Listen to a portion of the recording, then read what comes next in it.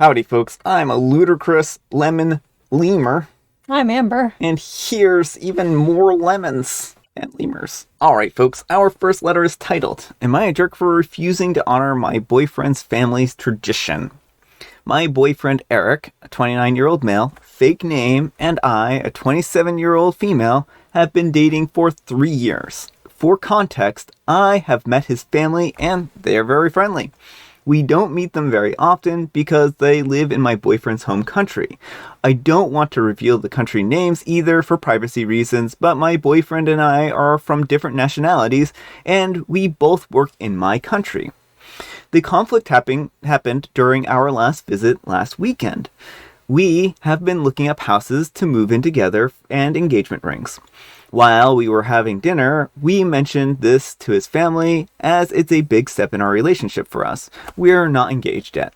His parents and brothers expressed their happiness for us, and then out of nowhere, his youngest sister-in-law asked, "So, is she going to take the test?"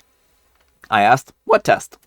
In summary, boyfriend's family has this tradition where the future mother-in-laws test future daughter-in-laws to see if they are good enough for her sons.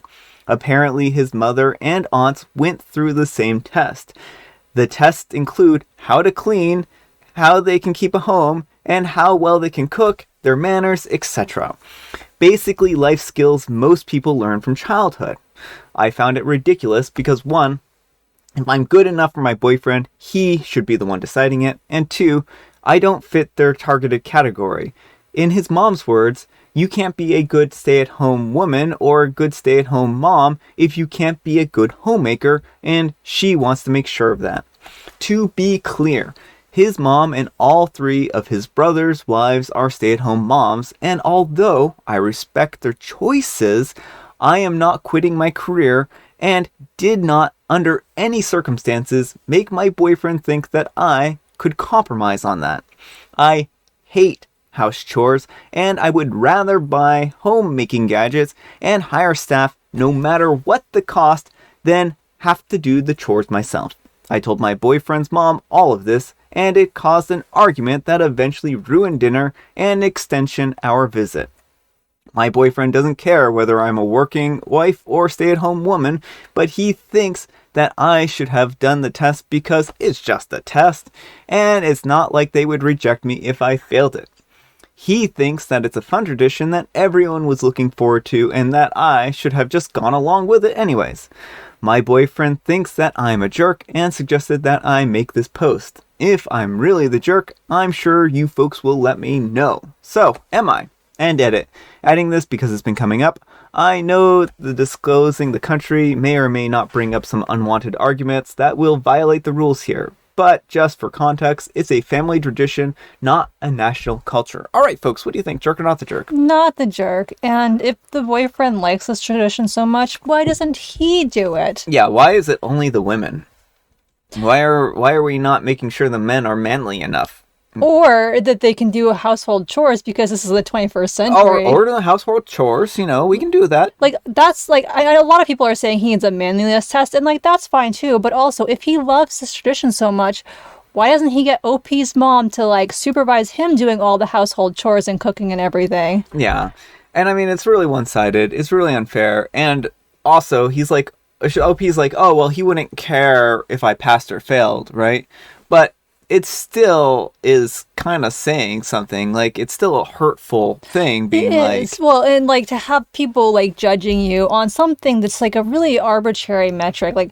I would not do well on a test like this. I would do very I can cook mediocrely well, but the rest of it I just would bomb. Yeah. I mean, the fact of the matter is that OP doesn't want to do this. And if OP was all about this and thought that this would be a fun thing to do, then sure, she can go ahead and do it. But she's made it clear that this is not her jam. This isn't what she wants to be tested on. Yeah, well, and it's really strange too. It's a power dynamic too. Mother-in-law is deciding whether you're good enough for her son, and she literally says that. Mm-hmm. And again, the only person who it matters is your partner. And so again, it just seems really one-sided, like you said. It's really outdated and misogynistic. Mm-hmm. And Exactly, exactly. So let us know what you folks think. Anyhow, take care and good luck. Alright folks, our next letter is titled, Am I a Jerk for Telling My Mom and Her Husband That They Had No Right to Touch My Locket? Background on the locket. When I was 5, my dad bought me a locket with pictures of him, my mom, my sister, and brother, both older, when I was 7, and my dad and sister died in a car accident. My locket became something so treasured that I wore it all the time and didn't care if it was a formal event or not. When I was 8, my mom remarried. Mom's husband is Jeff. Jeff had a 1-year-old called Nathan, whose mom was not in the picture. Mom and Jeff then had 2 daughters together pretty quickly. My locket was something that they all knew about because they had seen me wear it. Mom asked me a couple of times to add Jeff and Nathan and the girls, but I told her that I didn't want to. So when I was 16, Mom and Jeff bought me a new locket with their photos in it. I never wore it. I put it in a jewelry box that I own. There were some comments and tensions that I never wore the new one. My half-sisters were upset about me not changing which one I wore all the time. I explained why the original was special, and they told me that the new one was more special because it included them. My mom was annoyed at me for how I handled it, and Jeff complained at me for not appreciating what they did for me. I'm 19 now, and I live in a small apartment. My brother lives with his girlfriend. A couple of weeks ago, we stayed at my brother's house, and when I woke up that morning, my locket had been moved. I don't wear it to bed because I don't want it to break.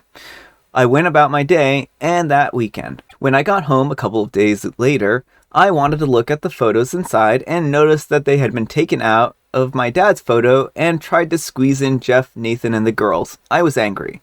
I called my mom and asked her if she had seen my locket, and she told me that I drove them to do that because I was selfish and inconsiderate and broke their hearts for the last 3 years by showing which locket I favored and which family I favored as well. She hung up on me. Well, I tried to calm down and I went over to their house, Mom and Jeff's, and I told them that they had no right to touch my locket. Jeff told me that they had every right to show a more accurate representation of my family and that I was hurting Nathan and the girls by wearing something that didn't include them when I had something that did. I lost it. I told them that they have no right and that they should not have the ability to tell me who I get to carry around in my locket or not. I told them that he would never be deserving of a spot, and I told my mom that she had lost her spot, and then I left saying that they needed to stay away from me. My brother couldn't believe that they did this, sided with me, told my mom to accept that we didn't feel the same way that she wanted us to feel. Mom and Jeff said that I was a jerk. Mom said that since Dad bought it while they were married, she also bought it and that she had every right to interfere with it. Am I the jerk here? And I just wanted to add that the original locket is set up where you can add additional little sections to it and add more photos. I just never chose to do that because I wanted it for the people I always considered my core family or the people I was closest to. Part of me wants to remove it, Mom, now since this happened. All right, folks, what do you think? Jerk or not the jerk? Not the jerk. And OP, I'm so sorry that your mom did this. Hopefully you have other photos of your dad that you can put in there to replace. Like what your mom and stepdad did is just appalling. And their argument is just bunk because that's not how gifts work. Like once you give a gift, that doesn't give you indefinite rights to like... Imagine for a moment if that's how gifts work. Anytime you gave someone a gift, you get to determine exactly how they use that gift. So if they stop using the gift in a way that you like, you can just be like, I'm changing your gift now. Oh, Mom, I know I gave you this framed photo of my baby, but I think I'm going to change the photo to, here's my old Tamagotchi.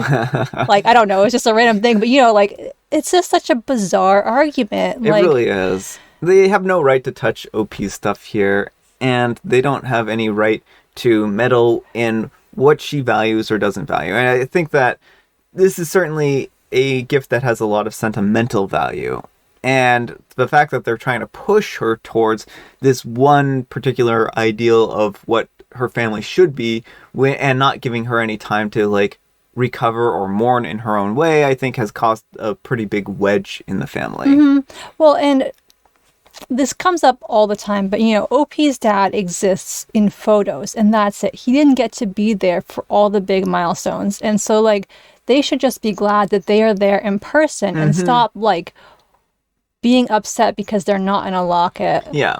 And this is kind of like OP's way of having the dad with her and her sister probably too when they aren't able to be there physically.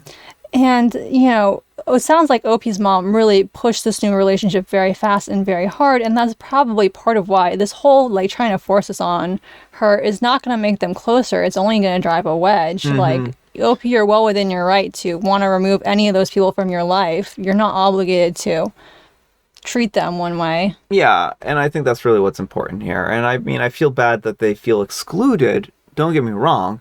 But that's not OP's problem, right? I mean, this is something that she held as in a different place, and they gave her a different locket, and she can wear that locket if she wants. And I mean, I think it might be a good point of good faith to occasionally wear the new locket, but again, like, she likes this locket for a particular sentimental reason. Well, and they want to push out her dad from her life is really what it boils down to. It sounds like Jeff feels threatened that he's not, him and his family aren't featured front and center, and that's not a good look. No, it really isn't. So, anyhow, take care and good luck. All right, folks, it is tea time. Grab your beverages of choice. I've got some tea right here, and Amber, she's got a joke. What time do ducks wake up? At the quack of dawn! Yeah. You got it. Yeah, I figured that was going to be... Once I heard that, I was like, oh, that's the punchline. You can't pass a good quacking joke on me. I know all of the very silly duck jokes. Every single one. Except for that one that I didn't get. And I have Earl Grey. All right, folks, that's all the time we have for today. Happy Manic Monday. Amber, I need a moral. And please, if it involves at least 3 lemons. When life gives you lemons. I said lemons plural. When life gives you at least 3 lemons, give them to someone else because making lemonade is just too much effort. I'm with OP in the first story. I don't know. I thought I was going somewhere. What you were saying is that making lemonade by hand is for not Amber. Yeah, but I'm just not about hand pressing lemons. Remember that here, folks. You heard it first. Amber will not make you lemonade. I won't. I will just give you store-bought lemonade if you want it. She will make you the lemonade that you stir into the thing. Yes, the pink lemonade, that comes in those little containers. I will make that for you. Right. Thanks so much for watching, and we'll see you all tomorrow. Bye.